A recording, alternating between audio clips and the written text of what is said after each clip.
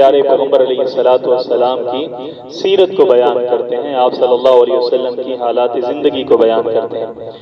اور وجہ اس کی یہ ہے کہ ہماری محبتوں کا جو محور ہے وہ پیارے پیغمبر علیہ الصلوۃ والسلام کی ذات ہے۔ اتنے ہم پر احسانات ہیں پیارے پیغمبر علیہ الصلوۃ والسلام کے کہ یہ مہینہ تو کیا پورا سال پوری زندگی ہم پیارے پیغمبر علیہ الصلوۃ والسلام کا تذکرہ کرتے رہیں، ان کی ذات کے اوپر درود پاک پڑھتے رہیں، تو وہ جو احسانات ہیں ہماری ذات کے اوپر پیارے پیغمبر علیہ الصلوۃ والسلام کے، ہم ان کا بدلہ نہیں اتار سکتے، محسن ہیں ہمارے۔ تو پیارے پیغمبر علیہ الصلوۃ والسلام کا تعارف یہ بنیادی چیز ہے، آپ صلی اللہ علیہ وسلم کی سیرت سے آگاہی۔ امام ابن القیم رحمۃ اللہ علیہ بہت بڑے عالم گزرے ہیں، بڑے معروف اسکالر تھے، دانشور تھے، دین کے اوپر بڑا انہوں نے کام کیا۔ ان کی کتاب ہے زاد المعاد، پیارے پیغمبر علیہ الصلوۃ والسلام کی سیرت کے اوپر انہوں نے کتاب لکھی، بہت عمدہ کتاب ہے۔ اس کے اندر انہوں نے ایک جملہ لکھا ہے، بڑا خوبصورت جملہ ہے۔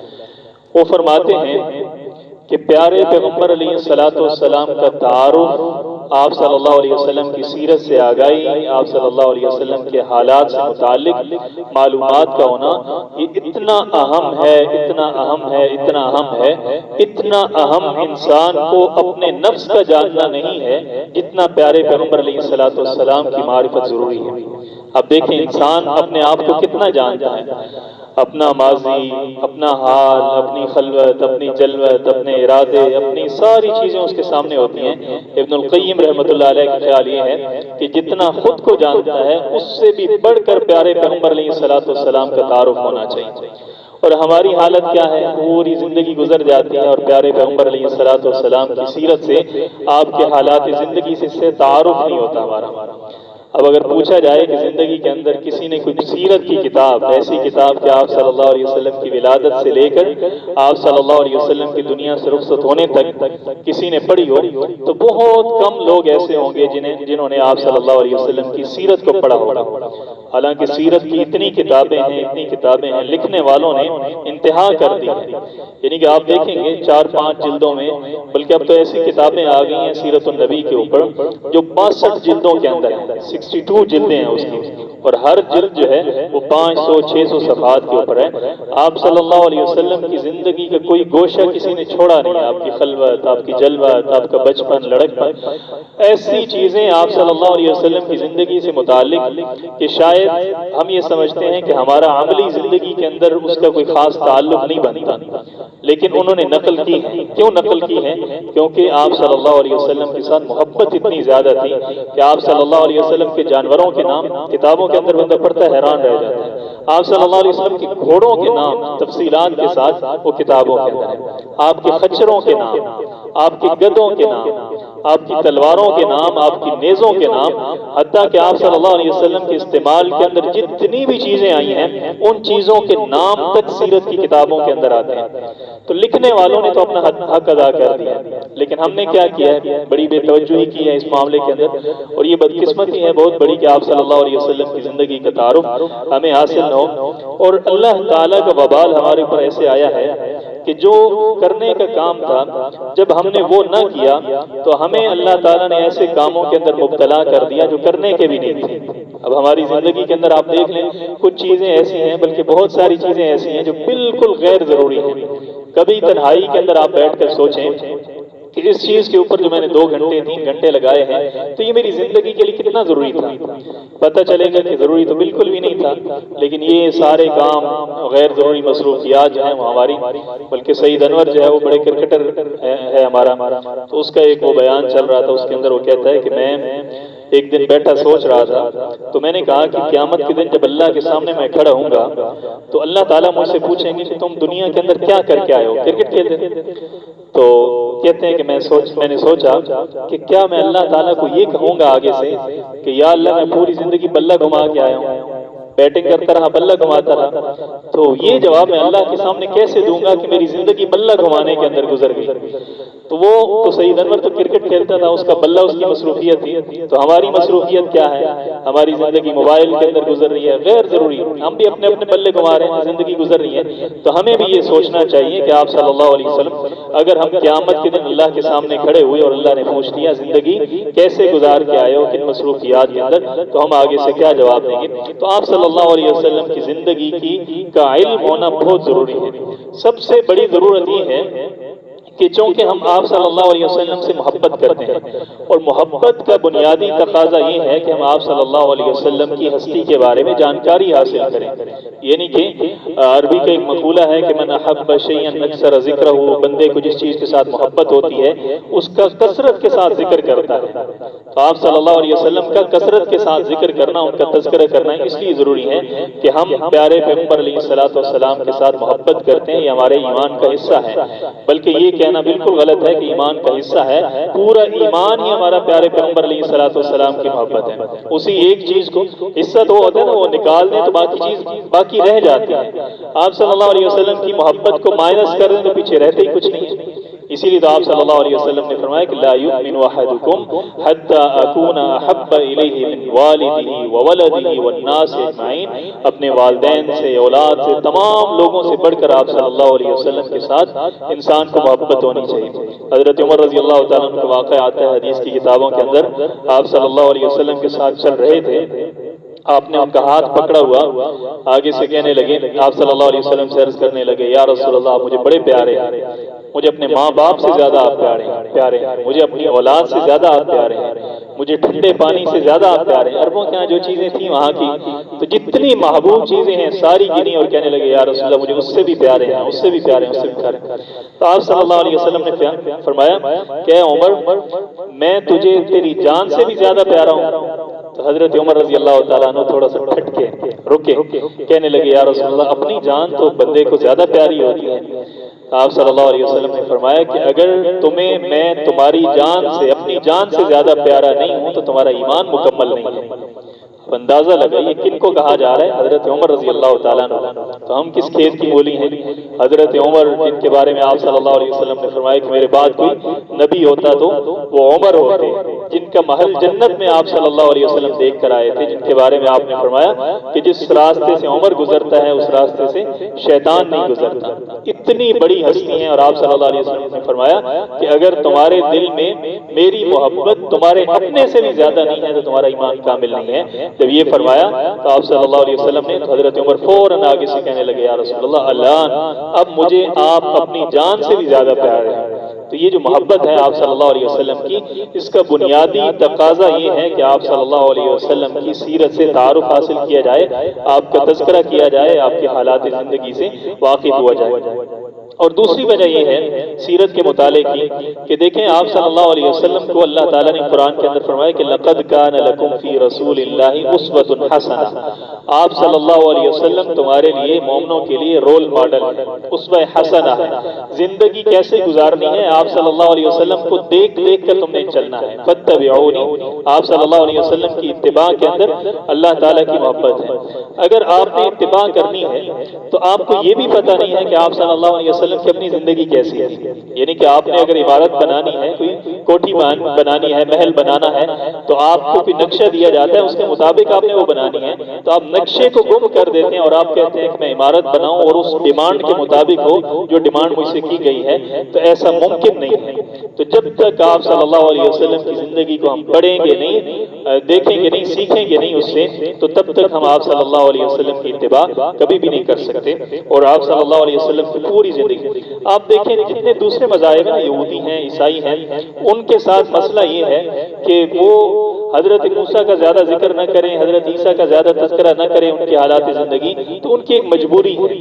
مجبوری کیا ہے کہ ان کی پوری زندگی ان کے سامنے محفوظ نہیں ہے۔ اب دیکھیں حضرت موسیٰ علیہ السلام کے چند ایک واقعات ہیں جو قرآن کے اندر ہیں یا بائبل کے اندر ہمیں ملتے ہیں، ان کی پوری زندگی کے مکمل طور پر احوال ہمیں نہیں ملتے۔ اسی طرح عیسائی جو ہیں ان کو حضرت عیسیٰ علیہ السلام کے چند ایک اقوال، عقائد، یہ چیزیں ملتی ہیں، اور وہ بھی حضرت عیسیٰ علیہ السلام کی زندگی کے جو آخری 3-4 سال ہیں، اگر آپ بائبل پڑھیں گے تو اس کے اندر جو حضرت عیسیٰ علیہ السلام کے احوال ملتے ہیں وہ 3 یا 4 سالوں کے احوال ہیں۔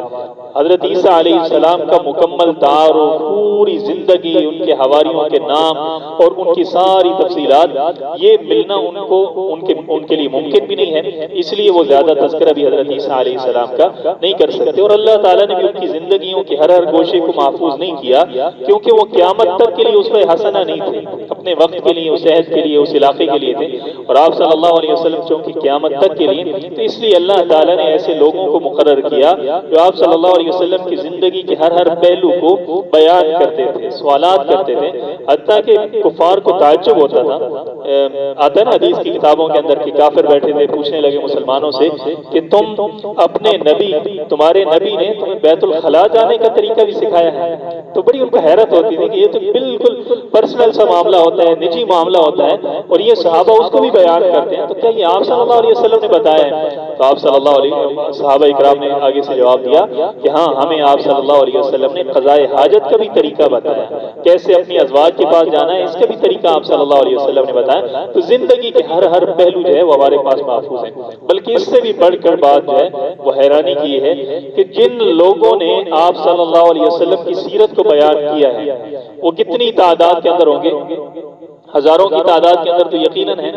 جن لوگوں نے آپ صلی اللہ علیہ وسلم سے باتیں ہم تک پہنچائی ہیں، لوگوں نے ان کے حالات زندگی کو بھی محفوظ کیا ہے۔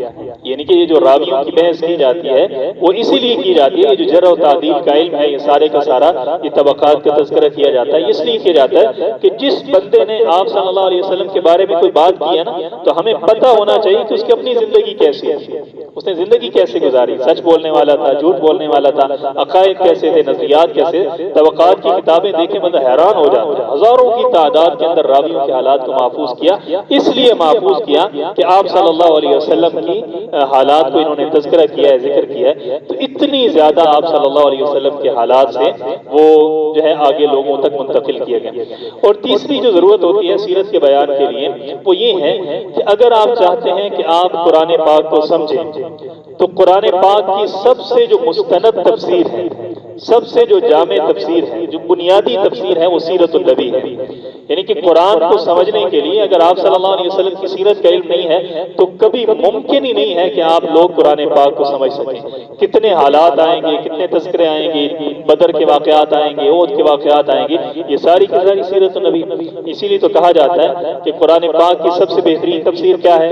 تو آگے سے کیا جواب دیتے ہیں؟ وہ سیرت ہے، آپ صلی اللہ علیہ وسلم کی سیرت۔ اور آپ صلی اللہ علیہ وسلم کی سیرت پر سب سے بہترین کتاب کون سی ہے؟ وہ قرآن پاک ہے۔ آپ صلی اللہ علیہ وسلم کے حالات قرآن کے اندر ہیں، اللہ تعالیٰ نے ان کو ذکر کیا، تو یہ قرآن کیا ہے؟ اسی لیے تو کہتے ہیں نا، حضرت عائشہ رضی اللہ تعالیٰ عنہ کے پاس بندہ آیا، آ کر پوچھنے لگا آپ صلی اللہ علیہ وسلم کی زندگی کیسی تھی، تو حضرت عائشہ رضی اللہ تعالیٰ نے فرمایا کہ تم نے قرآن نہیں پڑھا؟ تو کہنے لگا کہ پڑھا ہے۔ تو حضرت عائشہ نے فرمایا کیا خلق القرآن، کہ آپ صلی اللہ علیہ وسلم کی زندگی قرآن ہی تو تھا۔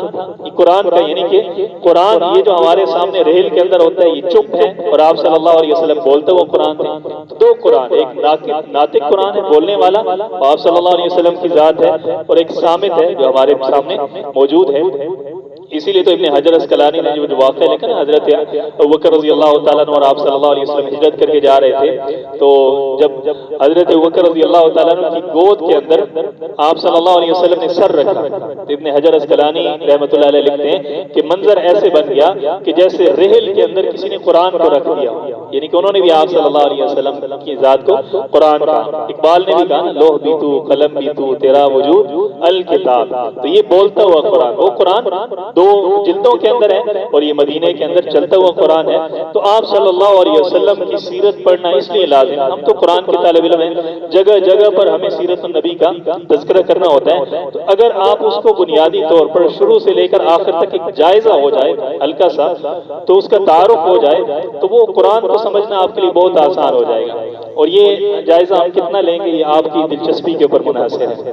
اگر آپ کی دلچسپی ہوگی، شوق ہوگا، محبت سے سنیں گے، جا کے کے سنیں گے تو ہم سیرت کے ہر پہلو کو ذکر کریں گے اور بھرپور طریقے سے کریں گے، اور اگر آپ کا ذوق شوق نہ ہوا تو ہم ایسے گزرتے چلے جائیں گے، کیونکہ واقعات بیان کرنا تو کوئی مشکل نہیں ہے نا، کہ 2 کے اندر کیا ہوئی، بدر ہوئی، 3 کے اندر ہوئی، 5 کے اندر خندق ہوئی، اس طرح کر کے ہم گزر جائیں گے۔ لیکن اگر آپ کا شوق ہوا، محبت ہوئی، اور یقیناً آپ صلی اللہ علیہ وسلم سے محبت کا تقاضا ہے کہ آپ کے احوال کو ہم بھرپور طریقے سے سنیں، محبت کے ساتھ سنیں۔ جب ہم سیرت کو پڑھتے ہیں یا بیان کرتے ہیں تو پہلا سوال یہ ذہن کے اندر آتا ہے کہ ہم شروع کہاں سے کریں۔ یہ سوال بڑا مشکل ہوتا ہے کہ سیرت کو شروع کرنا بھی یہ مشکل ہے، تو کہاں سے شروع کریں؟ حضرت آدم علیہ السلام سے شروع کریں تو کام بڑا لمبا ہو جاتا ہے، لیکن ہم قرآن کے اندر دیکھیں نا کہ آپ صلی اللہ علیہ وسلم کا تذکرہ جب اللہ تعالیٰ نے کیا تو کہاں سے شروع کیا؟ تو ہم دیکھتے ہیں کہ ہم نے پڑھا ہے سورہ بقرہ کے اندر، اس کے 2 حصے ہیں، پہلے کے اندر توحید ہے، دوسرے کے اندر رسالت ہے، رسالت کے اوپر اعتراضات ہیں۔ تو جہاں پر رسالت کا تذکرہ کیا وہاں پر پہلا ذکر کس کا کیا؟ حضرت ابراہیم علیہ السلام کا، وَإِذِ ابْتَلَىٰ إِبْرَاهِيمَ رَبُّهُ بِكَلِمَاتٍ۔ تو اس لیے حضرت ابراہیم علیہ السلام سے اگر ابتدا کی جائے تو زیادہ آسان ہو جاتا ہے، کیونکہ آپ صلی اللہ علیہ وسلم سے جب پوچھا گیا کہ آپ کون ہیں تو آپ صلی اللہ علیہ وسلم نے فرمایا کہ انی دعوت ابی ابراہیم، میں اپنے ابا جان ابراہیم کی دعا کا نتیجہ ہوں۔ یعنی کہ حضرت ابراہیم اور آپ صلی اللہ علیہ وسلم کا آپس کے اندر بہت زیادہ گہرا تعلق ہے، اس لیے ہم حضرت ابراہیم علیہ السلام سے شروع کرتے ہیں۔ آپ صلی اللہ علیہ وسلم کی ولادت ہوئی مکہ المکرمہ کے اندر، اور اگر اس کو جغرافیائی اعتبار سے آپ دیکھیں تو ایسی جگہ پر ہم سیرت کی کتاب جب پڑھتے ہیں تو اس کے اندر لکھا ہوتا ہے کہ آپ صلی اللہ علیہ وسلم کی ولادت جزیرہ نما عرب کے اندر ہوئی۔ کون بتائے گا جزیرہ نما عرب کا کیا مطلب ہے؟ جزیرہ نما عرب کسی کے ذہن میں آ رہے ہیں؟ یہ آپ کو کچھ نہ کچھ آپ کو بھی جو ہے نا وہ جگاتے رہتے ہیں۔ تو جزیرہ نما عرب، جزیرہ نما عرب، جزیرہ نہیں بلکہ جزیرہ نما ہے۔ جزیرہ کس کو کہتے ہیں؟ سمندر کے جو درمیان میں جگہ ہوتی ہے، جو علاقہ ہوتا ہے اس کو جزیرہ کہتے ہیں، لیکن یہ سمندر کے درمیان میں نہیں ہے، بلکہ آپ دیکھیں گے کہ مکہ کے اس جہاں پر آپ صلی اللہ علیہ وسلم کی ولادت ہوئی، یہاں کے آس پاس کے آپ علاقوں کو دیکھیں تو 3 طرف سے اس جگہ کو سمندر لگتا ہے، 3 طرف سے سمندر لگتا ہے، اور ایک سائڈ جو ہے نا وہ خالی، وہ خشکی والی۔ تو اس لیے یہ جزیرہ نہیں ہے بلکہ جزیرہ نما ہے، کیونکہ اگر چاروں طرف پانی ہوتا اور بیچ میں یہ عرب کا علاقہ ہوتا تو اس کو جزیرہ عرب کہتے ہیں، لیکن 3 طرف سے پانی ہے اور ایک طرف سے خشکی ہے، اس لیے اس کو کیا کہا جاتا ہے؟ جزیرہ نما عرب کہا جاتا ہے۔ اور یہ ایسی جگہ پر واقع ہے کہ اس زمانے کے اندر جو بڑی بڑی تہذیبیں تھیں 4، اس کا یوں سمجھ لیں کہ جو جنکشن ہوتا ہے جہاں پر آ کر وہ چاروں تہذیبیں ملتی ہیں، یہ مکہ جو ہے، یہ عرب جو ہے اس علاقے کے اندر ہے۔ اس وقت بڑی جو تہذیبیں تھیں، ایک مصر کی تھی، ایک یونان کی تھی، ایک میسوپوٹیمین تہذیب تھی دجلہ فرات کے کنارے پر، ایک ہڑپا کی، یہ ہمارے ہندوستان کی یہ تہذیب تھی۔ 4 مشہور تہذیبیں تھیں۔ اگر ان 4 تہذیبوں کو تک پہنچنا ہو تو عرب کا علاقہ ایسا علاقہ تھا کہ آپ چاروں طرف نکل سکتے ہیں، وہاں سے آپ کسی طرف بھی جانا چاہیں تو آپ جا سکتے ہیں۔ تو یہ علاقہ اللہ تعالیٰ نے منتخب کیوں کیا؟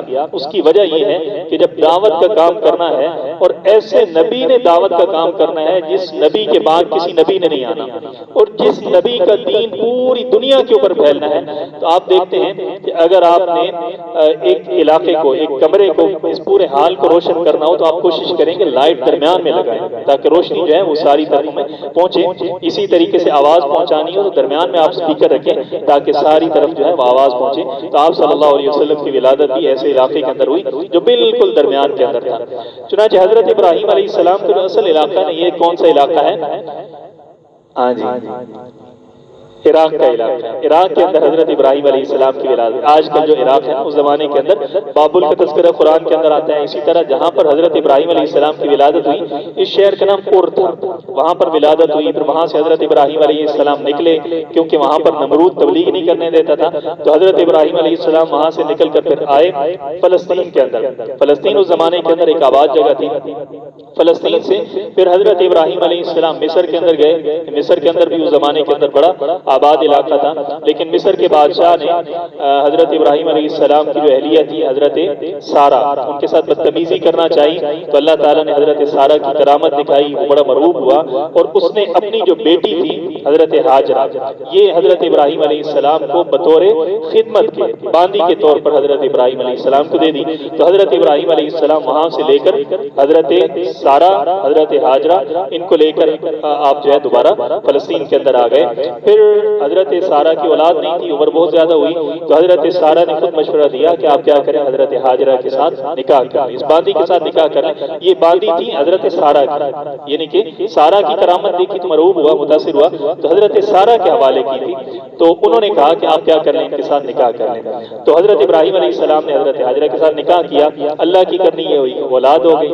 اب مشورہ تو حضرت سارا نے خود دیا تھا, لیکن جب اولاد ہوئی تو حضرت سارا بحیثیت انسان کی وہ جو ایک کیفیت ہوتی ہے انسان کے دل کے اندر, تو حضرت سارا بھی بڑی اس سے متاثر ہوئی اور گھر کے اندر جو ہے وہ تھوڑی سی چپکلش شروع ہو گئی. تو اللہ تعالیٰ نے حکم دیا کہ آپ کیا کریں, حضرت ہاجرہ کو لے کر اور حضرت اسماعیل کو لے کر آپ کیا ہے چلے جائیں. اللہ تعالیٰ نے حکم دیا آپ شمال جنوب کی طرف چلتے چلے جائیں. 1200 کلومیٹر تک چل کے آئے, ساتھ میں حضرت ہاجرہ ہیں, ساتھ میں حضرت اسماعیل ہیں, بالکل ننھے منھے آپ کے بیٹے. تو 1200 کلومیٹر چل کر جب اس مقام پر پہنچے, وہاں پر صرف ایک درخت تھا, بالکل بے آباد, بے آب ہو گیا, کسی قسم کا کوئی وہاں پر انسان کا نام و نشان تک نہیں تھا. تو حضرت ابراہیم علیہ السلام نے وہاں پر چھوڑ دیا حضرت ہاجرہ کو, حضرت اسماعیل کو اللہ تعالیٰ کے حکم کے ساتھ, اور پھر واپس آ گئے. کچھ عرصے کے بعد جاتے, ان سے ملاقات کرتے. 5 دفعہ کا حدیث کے اندر تذکرہ آتا ہے کہ ملنے کے لیے گئے. ایک دفعہ جب حضرت اسماعیل علیہ السلام کو ذبح کرنے کے لیے گئے, دوسری دفعہ خانہ کعبہ کی تعمیر کے لیے گئے, اور 2 دفعہ وہ واقعہ آتا ہے کہ ایک دفعہ کہا کہ چوکھٹ بدل دو, اور ایک دفعہ کہا کہ اسی چوکھٹ کو باقی رکھو. تو ایک یہ واقعہ آتا ہے. اور 5ویں دفعہ جب چھوڑنے کے لیے آئے, تو یہ 5 دفعہ تو حدیث کے اندر قرآن کے اندر ملتا ہے کہ حضرت ابراہیم علیہ السلام اور خود بیت المقدس فلسطین چلے گئے. وہاں گئے تو اللہ کی کرنی یہ ہوئی کہ حضرت سارہ کو بھی اللہ تعالیٰ نے اولاد دے دی. کون پیدا ہوئے, حضرت اسحاق علیہ السلام پیدا ہو گئے. تو وہاں پر ایک سلسلہ شروع ہوا اولاد کا حضرت ابراہیم علیہ السلام سے, جن میں اللہ تعالیٰ نے بہت سارے نبی بھیجے. اور حضرت اسماعیل علیہ السلام یہاں پر مکہ المکرمہ کے اندر حضرت ابراہیم علیہ السلام نے چھوڑا. اب وہاں پر حضرت ہاجرہ ہے, حضرت اسماعیل ہے, ننھے منھے ہیں. پھر پانی نہ ملا, حضرت ہاجرہ جو ہے وہ چکر کاٹتی رہی. تو جب چکر کاٹتی رہی تو اللہ تعالیٰ نے وہ چشمہ جاری کیا حضرت اسماعیل علیہ السلام کے قدموں کے اندر. صرف ایک بندے نے وضو کرنا ہے تو بند کر دیں, موٹر کی آواز ہے.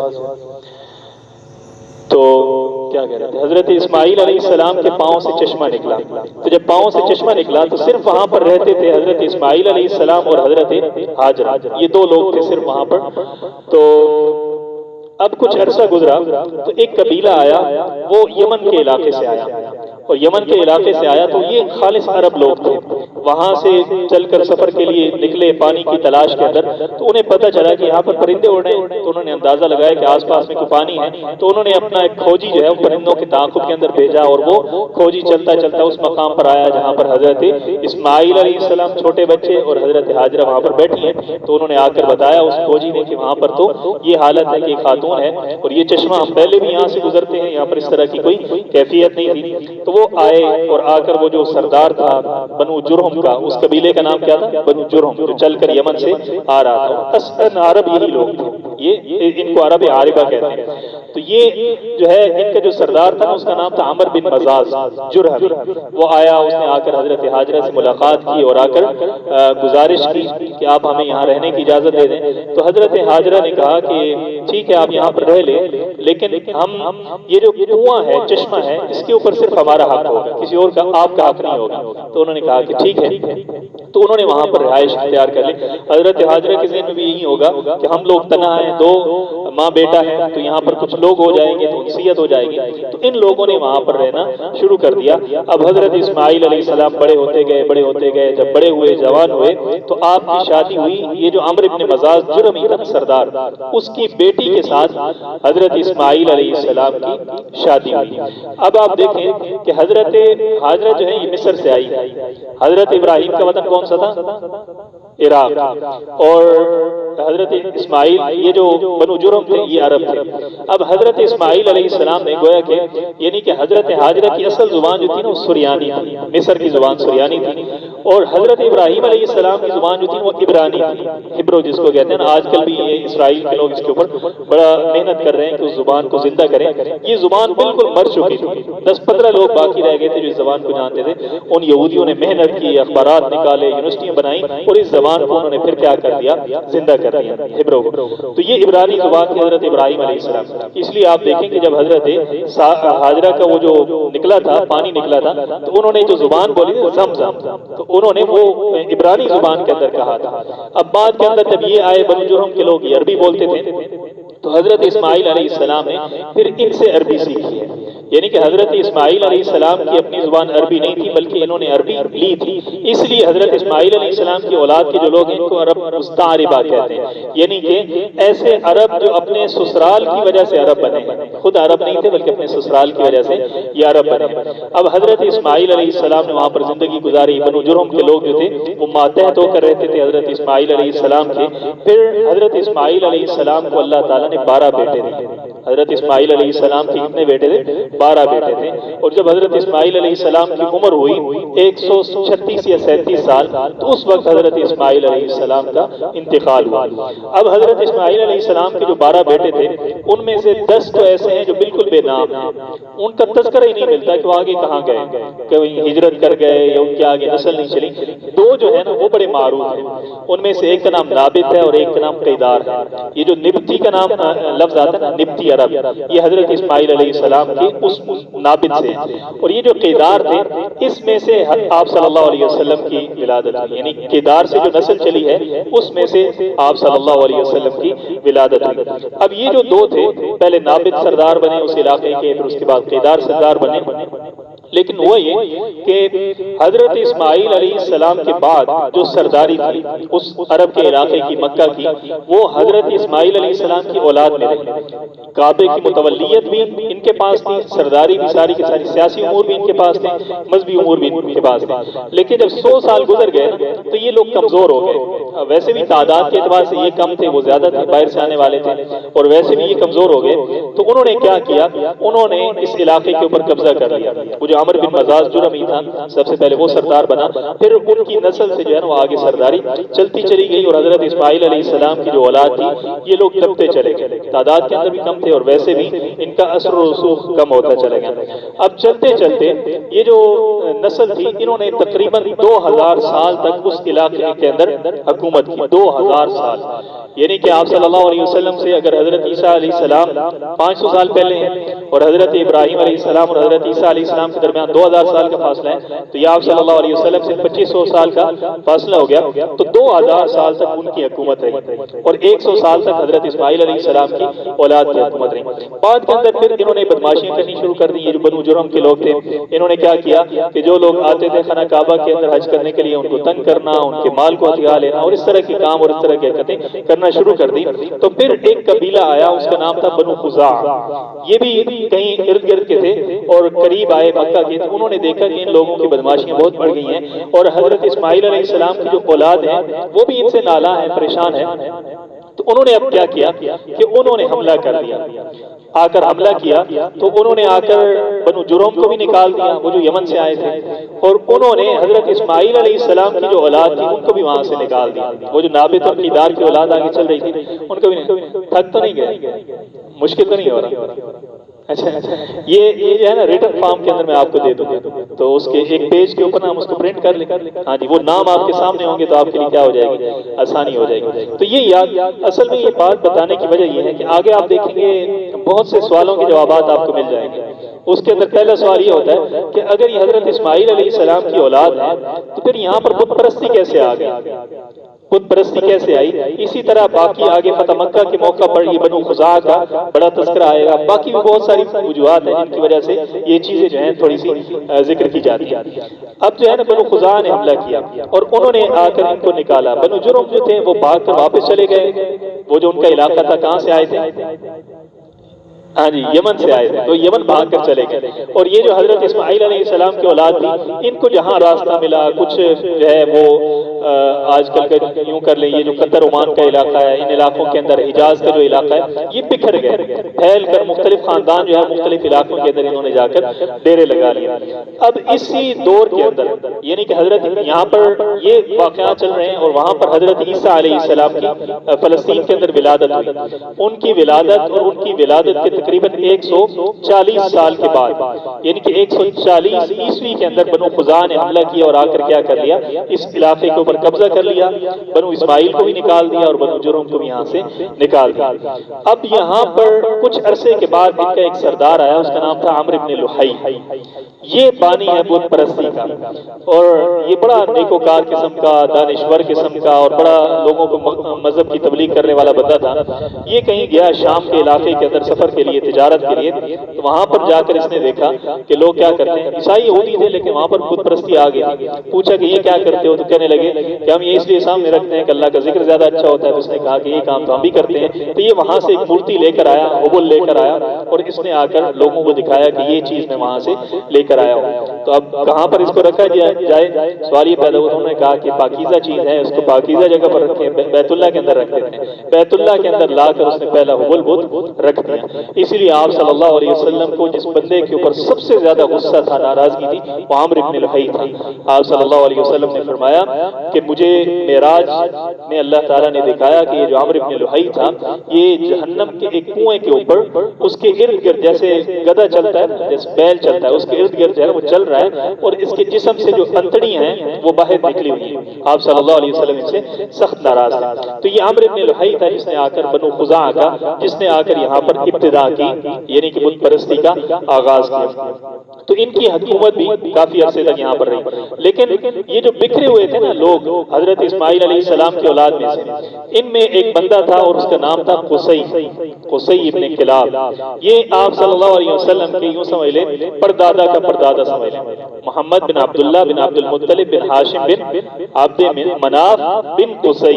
یہ جو قصی ہے نا، یہ آپ صلی اللہ علیہ وسلم کے گویا کے لکڑ دادا کر رہے ہیں ہماری زبان کے اندر۔ یہ بڑا ذہین، بڑا جنگجو اور بڑا لڑاکا قسم کا آدمی تھا۔ اس نے سوچا کہ ہم کبھی یہاں پھر رہے ہیں، کبھی وہاں پھر رہے ہیں، مہاجروں کی زندگی گزار رہے ہیں، تو سارے لوگوں کو، جتنے لوگوں کو انہوں نے نکالا ہے، اپنے قبائل کے لوگوں کو جمع کیا جائے اور خزاعہ کے ساتھ جو ہے مقابلہ کیا جائے۔ اور پھر ایسے ہی ہوا، انہوں نے سارے لوگوں کو جمع کیا اور بنو خزاعہ سے کیا کر لیا، واپس اپنا علاقہ لے لیا۔ اب جب قصی کی حکومت آئی تو یہ سمجھ لیں قصی ایسے ہی تھا عربوں کے لیے، عرب اس کا بڑا احترام کرتے تھے۔ آپ دیکھیں گے جگہ جگہ پر قصی نام کے عرب آپ کو ملیں گے۔ اس کی وجہ یہی ہے کہ قصی عربوں کو دوبارہ سے اس علاقے کے اندر لانے والا، مکہ کے علاقے کے اندر لانے والا قصی۔ جیسے آپ ہمارے ہاں کہہ لیں قائد اعظم محمد علی جناح ہے، یا گاندھی کر لیں ہندوستان کا، تو عربوں کا گویا کہ گاندھی اور قائد اعظم جو تھا نا، یہ قصی ابن کلاب۔ اب جب اس کی حکومت آئی تو اس نے پہلا کام یہ کیا، بڑا زیرک دانا قسم کا آدمی تھا، تو اس نے یہ کام کیا کہ اس نے محکمے قائم کیے، مختلف جو قبائل بکھرے ہوئے تھے ان کے سرداروں کو ایک ایک محکمہ دے دیا، اور جو بڑے 5 محکمے تھے وہ اپنے پاس رکھ لیے۔ اور پھر اس نے وہاں پر ایک ندوہ قائم کیا، جیسے ہمارے یہاں پارلیمنٹ ہوتی ہے، قومی اسمبلی ہوتی ہے، وہاں پر میٹنگ کرنے کے لیے، مشاورت کرنے کے لیے اس نے ایک ندوہ کا سلسلہ قائم کیا۔ تو یہ قصی نے آ کر عربوں کو صحیح معنوں کے اندر وہاں پر جمنے کا موقع دیا۔ پھر اس کے آگے 2 بیٹے تھے، ایک کا نام عبد الدار تھا اور ایک کا نام عبد مناف تھا۔ یہ جو عبد مناف ہے یہ آپ صلی اللہ علیہ وسلم کے یعنی کہ پردادا ہے ایک طرح سے۔ یہ جو عبد الدار تھا، قصی کو دلی طور پر اس کے ساتھ محبت زیادہ تھی، اس نے کیا کیا، جو 5 محکمے اس نے اپنے پاس رکھے تھے وہ اس نے اپنے بیٹے عبد الدار کو دے دیے۔ اور یہ جو عبد مناف تھا آپ صلی اللہ علیہ وسلم کا بڑا، یہ خاموش شریف آدمی تھا، چپ رہا، تو وہ 5 محکمے جو ہے عبد الدار کے پاس چلے گئے۔ اب یہ جب عبد مناف کا انتقال ہوا تو عبد مناف کے جو بیٹے تھے نا 4، ایک کا نام نوفل، ایک کا نام عبد شمس، اور ایک کا نام مطلب، چوتھے کو ہاں جی عبد شمس، مطلب اور نوفل اور عبد شمس، 4 ہو گئے۔ ہاشم نام ایک چھوڑا ہے نا، تو یہ اصل میں ہاشم ہے.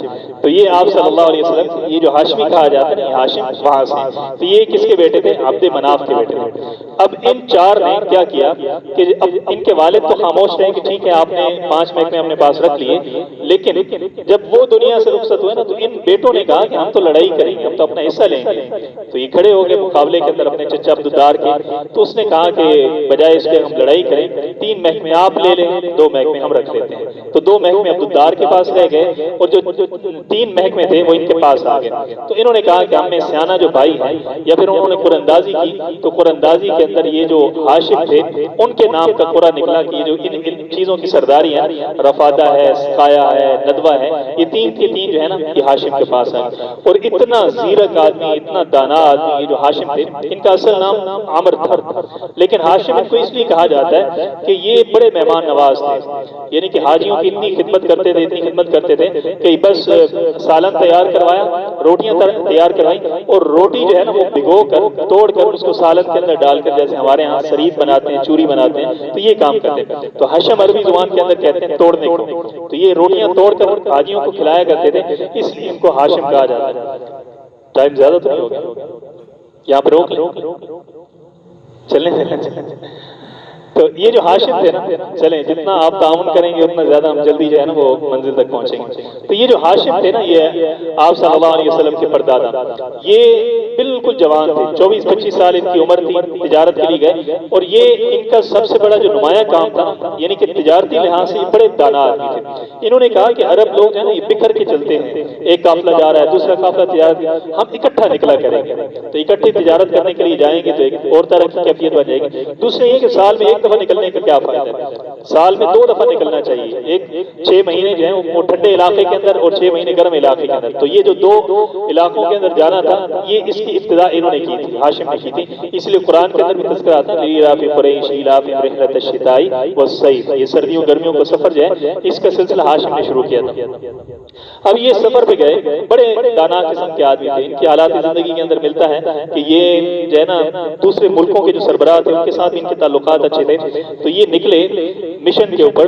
تو انہوں نے جا کر کہا کہ میں ایران کا جو بادشاہ ہے نا کسرا بڑا، اس سے ملنا چاہتا ہوں. تو لوگوں نے ملنے نہ دیا. تو انہوں نے ایک طریقہ اپنایا. انہوں نے وہ جو راستہ تھا محل کا کسرا کا، وہاں پر راستے کے اندر بیٹھ گئے اور انہوں نے آگ جلا دی، دیگیں چڑھا دی. جو وہاں پر بادشاہ سے ملنے کے لیے جاتا اس کو کہتے ہیں کھانا کھا کے جاؤ. تو جو کھانا کھاتا وہ جا کر بادشاہ کو بتاتا ہے کہ راستے میں ایک بندہ بیٹھا ہے، بڑا کھانا کھلاتا ہے اچھے طریقے. تو بادشاہ بڑا حیران ہوا، اس نے کہا کہ بلاؤ اس کو. تو انہوں نے بلا لیا ہاشم کو. تو پوچھا کہ یہ کیا سلسلہ بنا رکھا ہے؟ تو انہوں نے کہا کہ ہم آئے ہیں مکہ سے، اور ہماری عادت ہے کہ ہر مسافر کو ہم کھانا کھلاتے ہیں، حاجیوں کو کھانا کھلاتے ہیں. میں یہاں پر تجارت کے لیے آیا ہوں، تو میں نے چاہا کہ میں یہاں پر بھی لوگوں کو کھانا کھلاؤں. تو بڑا متاثر ہوا. تو اس نے کہا کہ آپ کوئی ڈیمانڈ کریں، آپ کی جو ہے نا فیاضی سخاوت مجھے بڑی پسند ہے. اس نے کہا کہ ڈیمانڈ میری اتنی ہے کہ ہمارے لوگ آپ کے پاس آتے ہیں تو ٹیکس بہت زیادہ ہوتے ہیں، آپ ٹیکس چھوڑ دیں. تو اس نے کہا ٹھیک ہے، میں نے چھوڑ دیا کہ آپ لوگ اتنے حاجیوں کی خدمت کرتے ہیں، ایک مذہبی کام کر رہے ہیں، تو آپ کو ہم چھوڑ دیتے ہیں. اس نے کہا آپ لکھ کے دے دیں. اس نے لکھ کر دے دیا حکم نامہ کہ آئندہ کے بعد جو ہے نا ایران کے بازاروں کے اندر قریش سے کسی قسم کا ٹیکس نہیں لیا جائے گا. یہی حکم نامہ لے کر یہ روم کے بادشاہ کے پاس چلے گئے. کیسر روم، ان کی آپس میں بڑی ٹسل تھی.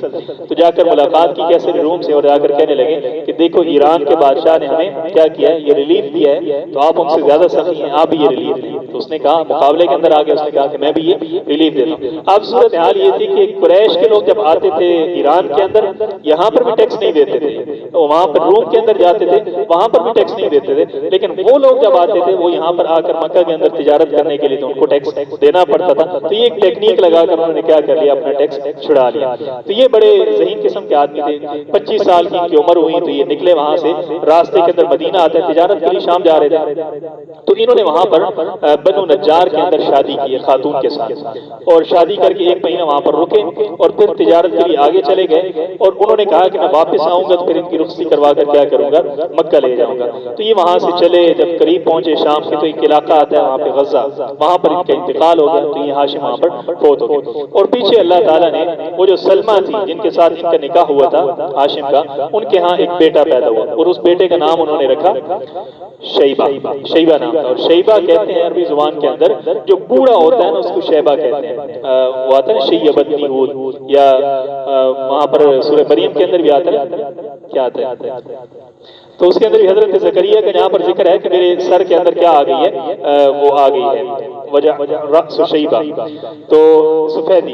تو اصل میں وجہ یہ تھی کہ شیبہ جب پیدا ہوئے تھے نا تو ان کے کن پٹی کے کچھ بال جو ہے نا وہ سفید تھے، تو وہ عربوں کا عادت تھی، انہوں نے یہ دیکھ کر کیا نام رکھ دیا، شیبہ نام رکھ دیا، تو ان کا نام شیبہ تھا.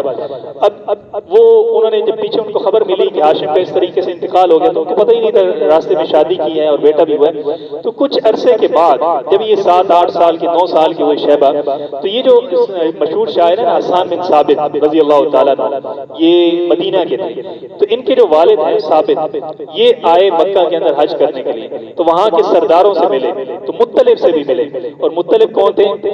ہاشم کے بھائی تھے. ان سے آ کر ملے اور آ کر کہنے لگے کہ میں نے وہاں پر مدینہ کے اندر ایک بچہ دیکھا ہے، لڑکا دیکھا ہے، وہ جب تیر چلاتا ہے تو اس کا تیر کا نشانہ اتنا پختہ ہے کہ جہاں پر وہ تیر مارتا ہے نا اسی جگہ پر جا کر لگتا ہے، اور جب وہ تیر مارتا ہے اور نشانے پہ لگتا ہے تو وہ چھلانگ لگاتا ہے اور کہتا ہے کہ میں ہاشم کی اولاد ہوں، میں ہاشم کا بیٹا ہوں، میرا نشانہ ایسے. بڑا بہادر ہے. تو بڑے حیران ہوئے. تو جب تحقیق کی تو پتا چلا کہ ہاشم تو وہاں سے گزرے ہیں اور وہاں پر شادی بھی کی ہے، یہ بیٹا بھی وہیں سے ہوا.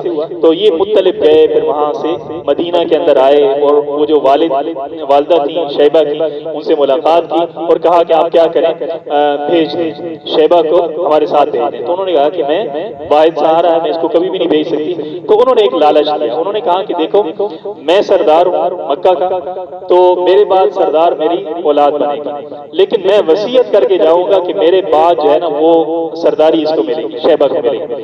تو ماں پگھل گئی، اس نے کہا کہ ٹھیک ہے اگر سرداری ملتی ہے تو میں اس بات پہ قائل ہوں، رضامند ہوں. تو یہ لے کر آئے وہاں سے، اور کیفیت یہ تھی کہ 6-7 سال کے شیبہ ہے، مطلب لے کے آنے والے ہیں، سواری کے اوپر بٹھایا ہوا ہے. اور یہ مکہ والے جو تھے یہ بڑے رئیس قسم کے لوگ تھے، تاجر بزنس مین تھے، اور جو مدینہ والے تھے یہ کیا تھے، زرعی کام کرتے تھے، کھیتی باڑی کرتے تھے. تو ان کا لباس، ان کی چال چلن جو ہے وہ بھی اسی انداز سے تھی. تو انہوں نے بھی ملوٹے سے کپڑے پہنے ہوئے تھے، یہ جو شیبہ تھے نا. تو جیسے ہی مکہ کے اندر داخل ہوئے تو لوگوں نے دیکھا تو انہوں نے کہا کہ یہ جو مطلب ہے یہ غلام لے کر آئے ہیں. تو اس کو جو شیبہ تھے ان کا نام لینے کی بجائے انہوں نے کہا کہ یہ عبد المطلب ہے، شیبہ کا مطلب کا غلام ہے، وہاں سے غلام لے کر آئے ہیں. یہ جو مطلب تھے انہوں نے کافی سمجھانے کی کوشش کی، انہوں ایسا نہیں ہے، فوراً لے کر گھر گئے، اس کو نہلایا دھلایا، اچھے لباس پہنایا، آ کر بٹھایا اور کہا کہ یہ تو میرا بھتیجا ہے، یہ غلام نہیں ہے. لیکن لوگوں کی زبان کے اوپر جو ہے نا وہ عبد المطلب چڑھ گیا. اصل نام شیبہ تھا لیکن مطلب چونکہ لے آئے تھے اور ایک نقشہ ایسا بنا تھا کہ انہوں نے غلام سمجھا تو انہوں نے عبد المطلب کہنا شروع کر دیا. تو یہ تھے آپ صلی اللہ علیہ وسلم کے دادا. یہاں سے آگے انشاءاللہ کل شروع کریں، اللہ تعالیٰ عمل کریں. زیادہ ہو گیا انشاءاللہ، کل ہم اس کو جو ہے نا وہ لمٹ کے اندر رکھیں گے، اپنا 40 منٹ کا ٹائم ہوگا ہمارا. الحمدللہ رب العالمین والعاقبۃ والصلاۃ والسلام علی سید الانبیاء والمرسلین. ربنا ظلمنا انفسنا وان لم تغفر لنا وترحمنا لنكونن من الخاسرين. صلی اللہ تعالی علی خیر